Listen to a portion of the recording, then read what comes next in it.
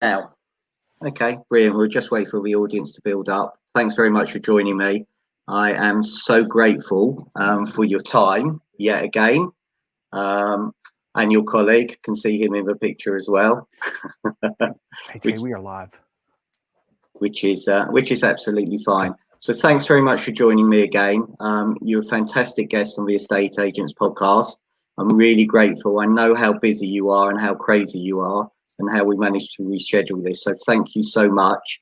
I know your time is really, really precious. So I'm just going to introduce you, and then we get cracking. Okay. That's good. So I'm a massive, massive fan of you, Jeb.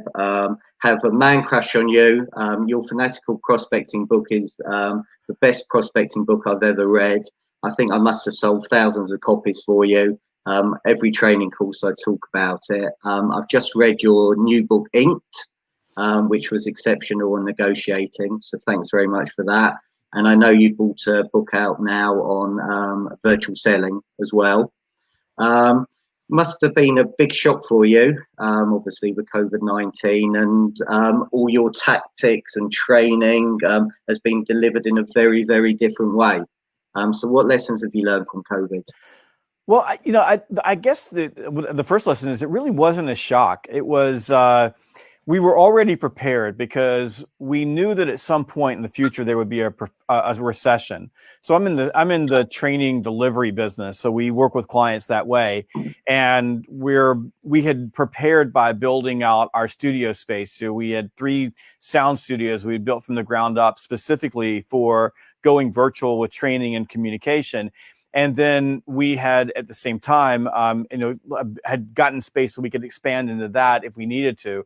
So when the last audience I was in front of 6,000 real estate agents in Nashville, Tennessee, mid-March. I walked off stage. That's the last time I've been on the road, and we truly have not missed a beat. We just shipped everything into virtual, and we built up our competency and our technology to the place that we could do that, and we could do it well.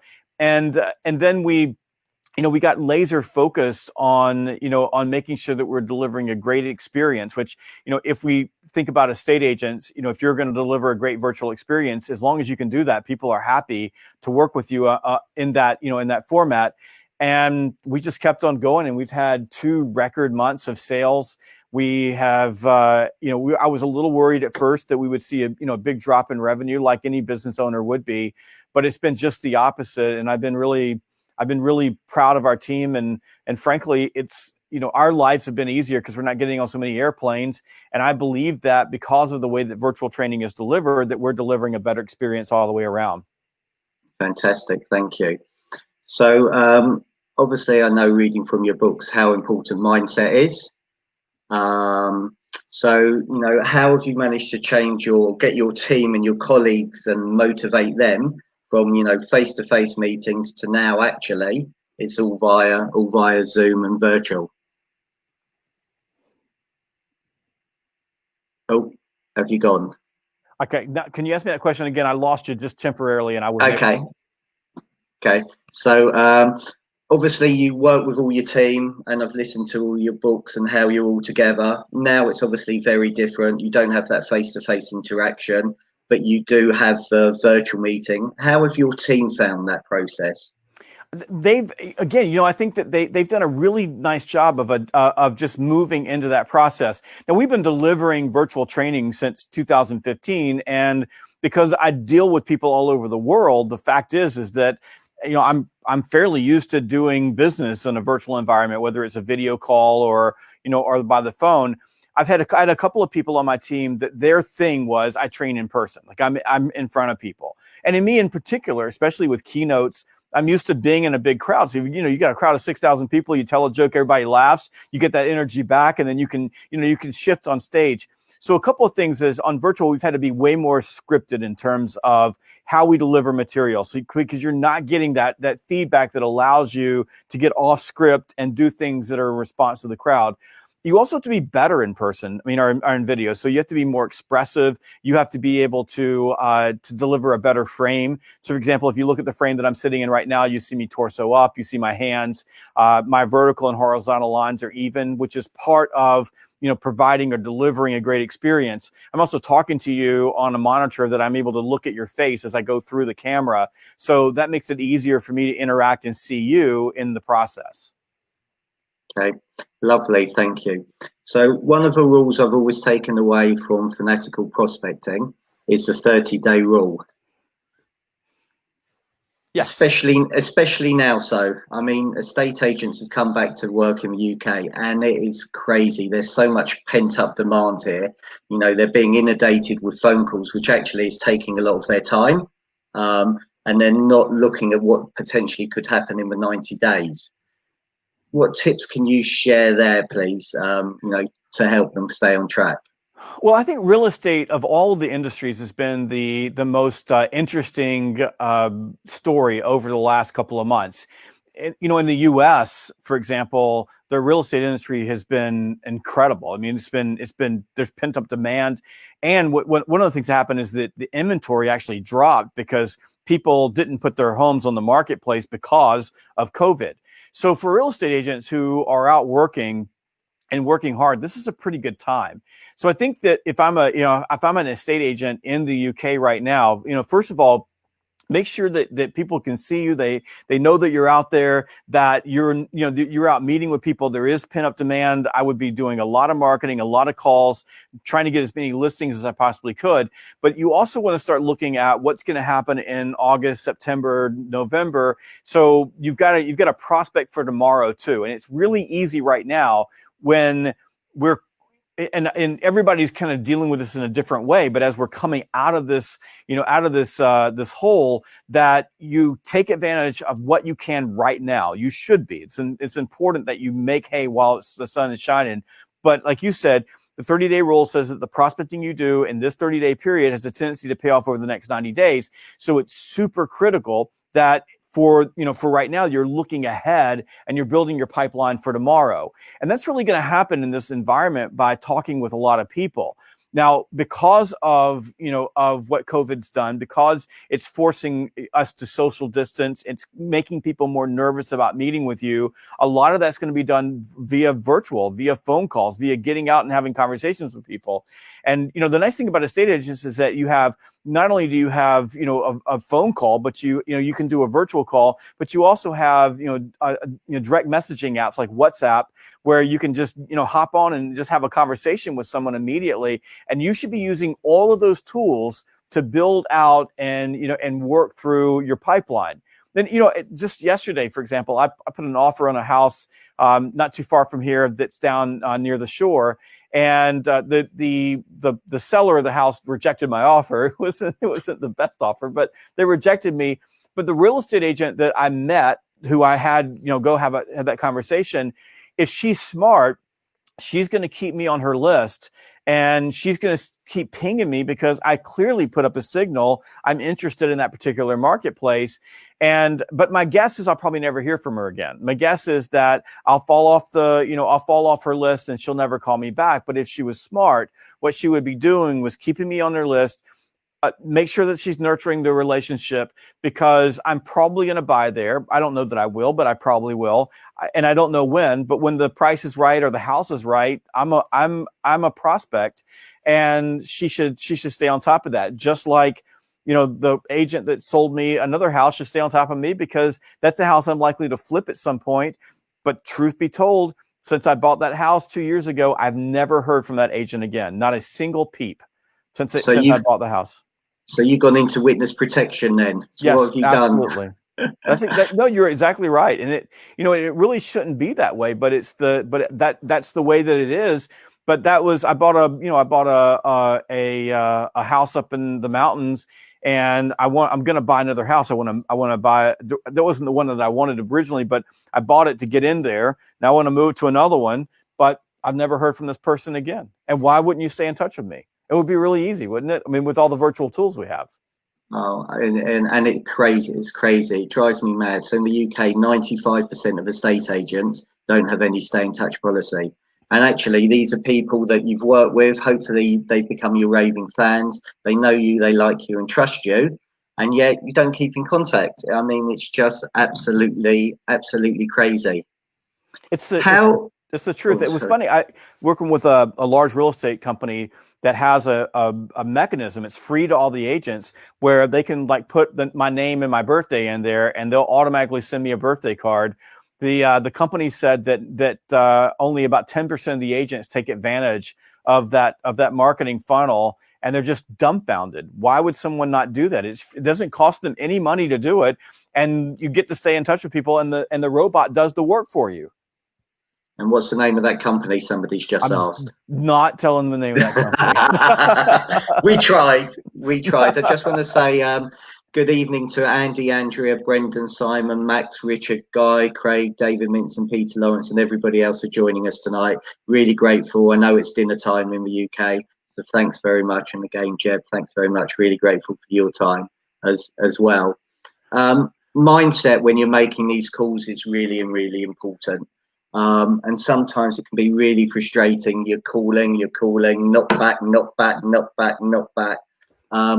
How can you have this growth mindset that you talk about in your book? Well, I think that the reality is that the mindset starts with the fact that most of your calls are gonna go to voicemail. Most of your calls aren't going to get returned. So you might make 100 calls and talk to one person, but if you made 100 calls a day and you talk to one person a day, and over a month you talk to 20 people and you had a conversation with 20 people and you got 3 listings from that 20 people, and then you start adding up the commissions on that, it starts getting a little bit, the numbers start getting in your favor. So I think part of it is you just have to realize, I mean, there's no sugarcoating this. I'm not trying to make this easy. Prospecting sucks, and building your pipeline sucks, and nobody wants to do it. I understand that. And it's going to be hard. So if you believe in yourself as an estate agent, and you believe in your profession, and you want to make a good income, then you just got to get over it, and you got to make the call, because that's just what it is. So I think you got to begin there. Like, you got to start at, this is what we have to do. I think 2 is that you have to have a system for, every day, doing a little bit every day. And I would imagine that what a lot of estate agents do is that their pipeline gets empty. They don't have any listings. They're not making any commission. Suddenly they get religion and they start working really hard. They get a growth mindset because they're poor. And then when they start getting things in the pipeline, they start working, they quit prospecting. So they're on this up and down, up and down, up and down, up and down.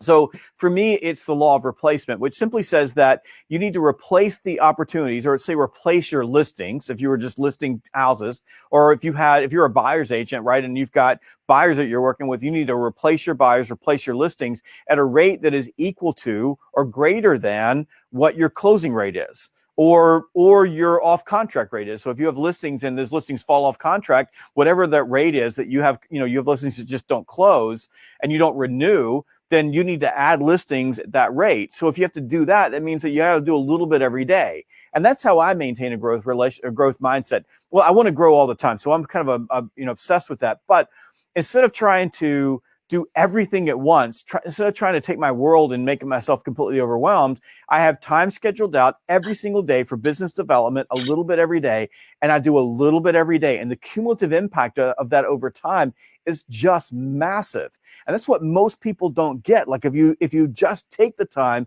schedule the time out, and build that time, it's incredible. And by the way, you have to do the same thing for marketing. You should have time every single day for building out your list, because you need to stay in touch with them every single day, for nurturing past clients, people that you've worked with in the past, a little bit every day for asking for referrals, because all those people that you sold houses to, or you listed houses and sold those houses, all of those people, every single one of them is a potential referral. What are you doing every day to reconnect with them and ask them questions and stay in front of them? Because you just don't know whether they're going to be someplace at a party or hanging out on a virtual happy hour, and someone's going to say, man, I want to sell my house. Does anybody know a real estate agent? And they go, I know Steven, and let me get you connected. And they know you because you just sent them an email, or you just sent them a note, or you stayed in front of them, or you did something valuable. So for estate agents in particular, unlike, say, for example, B2B agents, You are marketing and sales, and you need to do both, and you need to do it exceptionally well. Okay, brilliant. And one of the things that I love in your book, and Simon Monks has just asked, is this from the Fanatical Prospecting book? So the answer is yes, and it's an exceptional book. Download it on Audible and buy. In fact, I've got the book in the background. I don't know if you can see it. If you can see it. So every training session I go to, I take it with me. Awesome. So no, I thoroughly enjoy it. But one thing that I like that you talk about that's made a big difference to a lot of top prospectors is the one more call. Can you talk us through that, please? Yeah, one more call. You asked me earlier about growth mindset. I think one more call is part of that growth mindset. And it just simply says that like it's a mental game that you play with yourself. And I do it with everything. Like I do it if I'm at the gym, I do it, which I need to get into the gym, but that's a whole different story. COVID has been really good for my my midsection. But it's the idea that when you're worn out, when you're tired, when you've had enough, when you don't think you can do anymore, that you can always do one more. And it's that discipline to will yourself to give more, that it trains you to overcome that place where all of the BS stories that you're telling yourself in your head about why you should be quitting or why something isn't working, it wills you to get past that. And the universe has a really weird way of rewarding one more. If you do one more, that one more is going to be the one that you really needed on that particular call to make an impact or to get someone to have a conversation with you or to get a referral. So for me, it's just, when I'm tired, when I'm worn out, when I've just had all I can take, when my brain is saying give up or stop, I just do one more. And then do it with everything. Even when I'm writing books, like, when I'm saying I don't want to do anything else, I'll go, all right, we're going to do, one more paragraph, one more word, one more 100 words. And sometimes, not all the time, but sometimes I'll end up writing 4 or 5 more pages because that got me past a mental block, or I end up making 10 more calls because like the one more is pretty easy, and I actually talk to somebody, so I get some motivation. So it's really just a mindset shift, and it's part of what Stephen was talking about in terms of a growth mindset. It's just part of that whole process. It says, I am disciplined to grow. I am disciplined to prospect. I am disciplined to market. I am disciplined to talk with people. And as an estate agent, there's a really simple formula, easy to understand.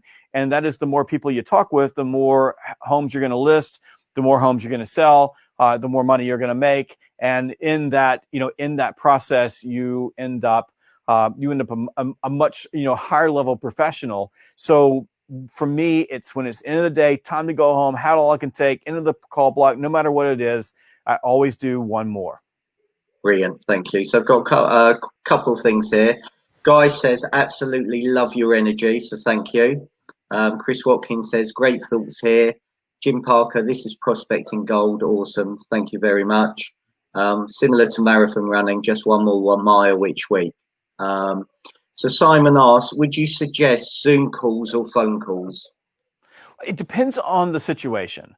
So, and this is the thing about virtual selling as a whole. So there are a number of virtual channels, and it could be a phone call, it could be a video call, it could be a text message. I could hop on WhatsApp and we could just have a conversation, and we can just text to each other. I could be on social media. So really what you want to do is you want the communication channel that you use to meet the moment and meet the buyer where they are.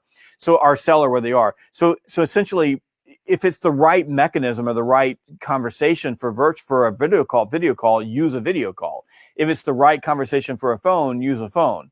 So I had a conversation earlier with my attorney, and we could have hopped on the video call just as easy, but it was a short call and I just needed to solve a couple of problems. So we used the telephone. This morning I was on a sales call that was much longer. It was an hour-long call. We had multiple stakeholders. There were complex issues. In that case, it made more sense to be on a video call so that we could see each other and interact and as a facsimile to being in person. So I think that what you have to do as a sales professional is think about the person that you're working with and their particular situation, your particular situation, and which channel, phone or video, and that particular moment is going to give you the highest probability of getting the outcome that you desire from that interaction.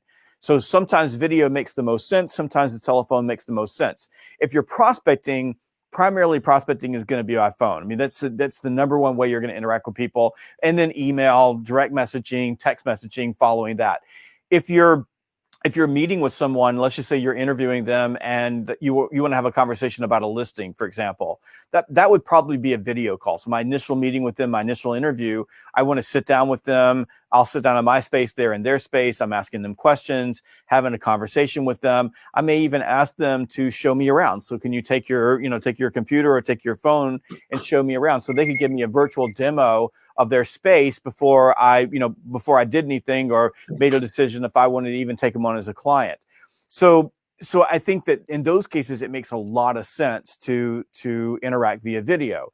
For the beginning of the process of bringing on a listing or working with a client, it probably makes a lot of sense to use video simply because it's the best facsimile to being there in person. It's going to make people feel good.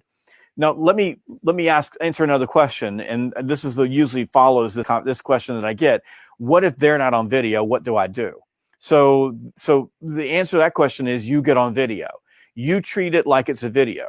And you show up like it's a video, you act like it's a video. That's what you do, and you dress. I've got dress shoes on. I'm not. There's pants underneath this.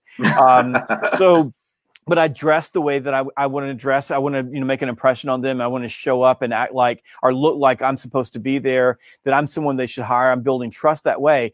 And so you definitely want to, no matter what happens, be there. And what I found is that if I show up on video every single time, pretty soon my clients start showing up on video every single time, and it gets a lot easier for us. So you definitely want to make sure that no matter what happens, you're there. So the other thing that I think is important here is that if it's a phone call, you tell them it's a phone call. If it's a video call, you tell them it's a video call. So for example, you asked me about Zoom. So in a lot of cases, because Zoom's so convenient, we just send a Zoom out and we just use that as a phone call. There's nothing wrong with that. We can record the call, which is nice. We get a transcript from it, which I use all the time when I'm doing discovery and I'm putting together proposals. I can go back and look at my notes. But the issue for most salespeople is that we muddle the message. Because we take the invitation from Zoom and we send it out. Well, there's a link to the video. There's a link to the phone number. That doesn't work. So when I send out an invite, if it's a phone call, I write phone call and I put the number for the call. If it's a video call, I put video call and I put the link for the video call and the meeting ID. And I do those things. I don't muddle it up. And I say it's a video call, it's a phone call.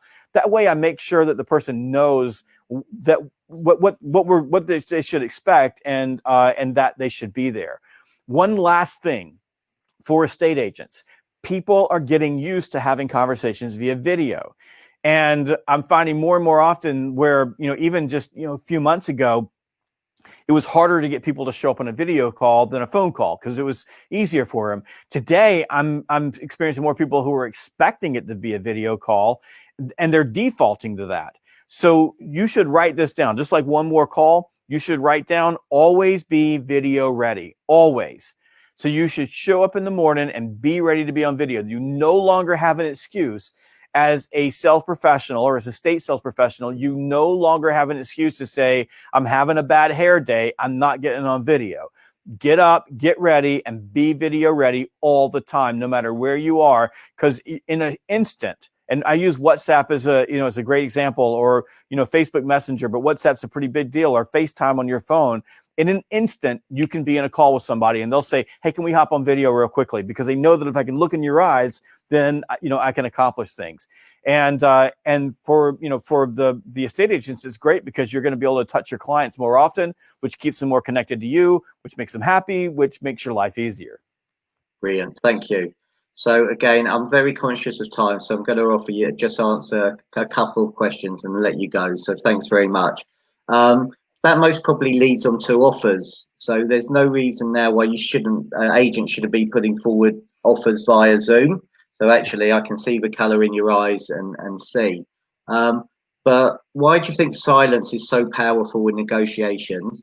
And how do I stop myself asking a question straight after I ask a question? So So silence is just powerful because the thing about silence, especially in a negotiating, when you're negotiating, if I'm negotiating with someone, they have a list. Like they have a list of things that are important to them. I've got a list of things that are important to me. And when I make an offer or I say, this is what I think we should do, if I leave silence, they'll typically fill it in. So they'll start revealing their hand or showing me their list or talking about what's important to them. If I don't leave silence, which happens often, we'll say, well, I think this, and then there's just a second, and then you keep talking. What happens is you'll end up giving more away than you should in that moment. You'll just talk yourself out of the deal. So all silence is like leverage, and leverage is anything that you have that will cause someone to change their behavior is leverage. So whenever you make an offer, whenever you make a counter offer, or whenever you say, listen, why don't we do this? When you put the offer on the table, the next thing you do is shut up. You just shut up. Just shut up and let it sit. And if you leave the silence there, they will fill it in. And when they fill it in, they'll start talking. As they start talking, they'll begin showing you their hand. And when they start showing your hand, it's much easier to get a line on an agreement because you have all the information. And listen, when you're negotiating, everybody's hiding something, like everybody's holding something back. That's just what human beings do. So the goal is to get people to show you what they're holding back, so it's easier in order to get to a place. So that's why. And I think also with the problem with the two question problem is simply that the biggest issue we have is that we just don't trust that when we ask a question that the person is going to give us the answer that we want. So we call it a double dip, right? So I ask you a question, then I ask you another question right on top of that. But the problem is the second question I ask is almost always a leading question that is telling you exactly what I want you to say. Therefore, I don't actually get the information that I'm looking for. I get the information that I want to hear, which is simply delusional. And when you're delusional, you cannot be successful. So you want to get yourself in a habit of when you ask a question, typically ask an open-ended question. And then once again, for all the people out there that might not be tracking, shut up. Just shut up and allow people to answer. Now, to shut up requires you to turn off a lot of the emotions that are happening inside of you. You're nervous. You're afraid that you might not get the answer that you're looking for. You're concerned that that you're going to hear no or get rejected, or there's going to be something there that's going to cause you pain. So you keep talking because your brain figures out, if I keep talking, that people can't reject me or hurt me. So you have to learn and teach yourself to ask a question, shut up. To make an offer, shut up. To even when someone is talking to you and they're explaining something to you and you want to blurt out whatever's in your mind, that you shut up and allow them to finish what they're saying. And I promise you, of all of the things that you learn in life, especially in sales, if you learn how to leave space and silence and shut up, that you will be so much better at what you do, and people will be amazed at your ability to play like these Jedi mind tricks and get them to just about do anything for you, because they will always fill in the space. And when they fill in the space, they will give you every single thing that you need in order to close them, align on a deal, or to accomplish your outcome, the outcome that you desire. Fantastic. Thank you. And I like your tip when you say wait. Why am I talking? Why am I talking? Exactly. It's a really easy acronym. And I have to do it to myself too, because I'm a talker, right? So I'm all the time, like I'm in the middle of a conversation and my brain's going and I'll go, wait. And it's just that little thing. And so it's one of those little triggers, like one more call. It's one of those little triggers that just causes you to stop. And one little trick. So especially when you're in a negotiation and especially when you're dealing with a difficult seller, or a difficult buyer, is just the little game I play is, do I want this or do I want that? So, for example, in my marriage, I've learned a little simple thing. Do I want to be right or do I want to be happy? And I choose happy, right? So it just keeps me married. I've been married for a long time. I met my wife in high school and it just works, right? So, do I want to be right or do I want this customer? Do I want to, in this moment, make my ego feel good, or do I want this client to list this house with me? So it's all about those little questions that you ask yourself in the moment. Do I want to blurt out what I want to say because I want to show people I'm really important, or do I want to make this person feel really good about me?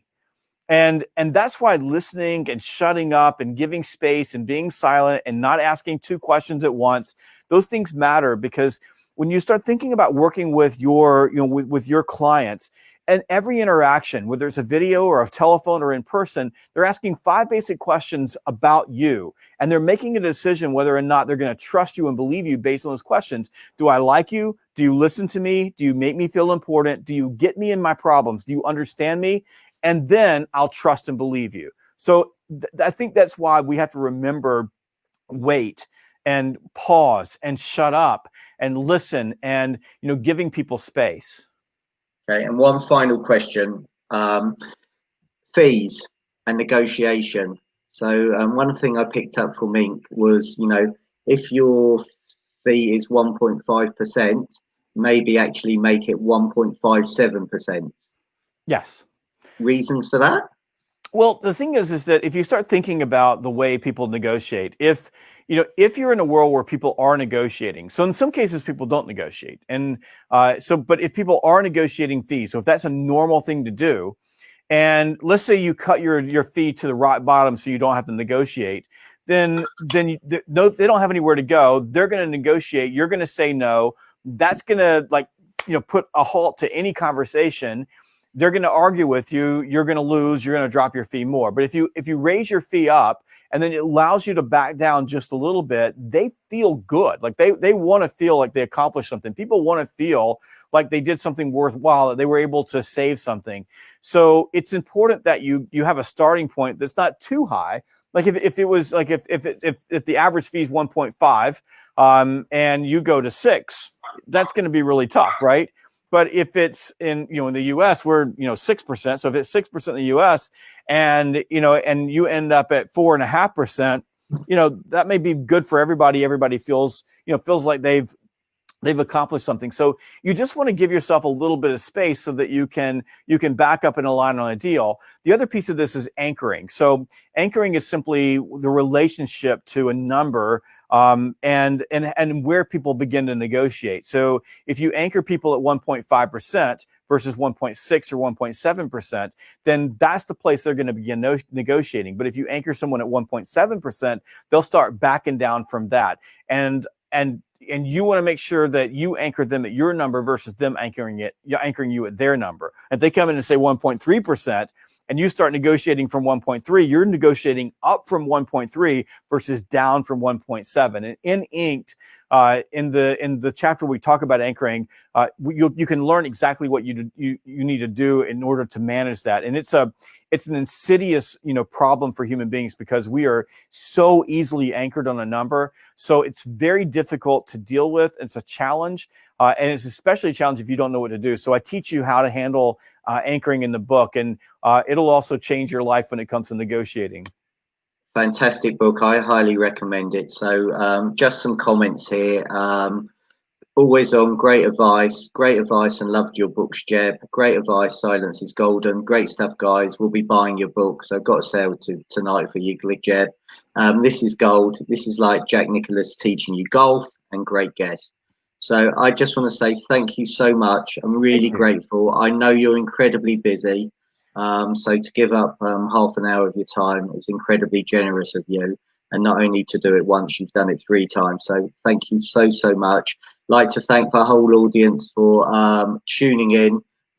Thanks very much. Have a lovely evening. If you're watching on replay, thank you very much. A couple more comments coming in. So glad I tuned in. Thank you. Jeb was great.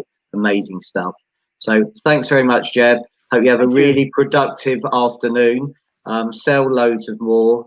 Your books you've got 12 books. Where can they get them?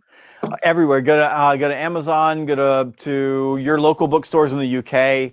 And my new book, Virtual Selling, is out right now. It just came out, went straight to #1, and you can download that instantly on Kindle. The hardcover will be out later this summer, but you can pick it up on Kindle right now. Brilliant. Thank you so much. Really grateful. Have a lovely evening, everybody, and a fantastic afternoon. Bye, everybody. Bye. Thanks, Stephen. You're welcome. Thank you.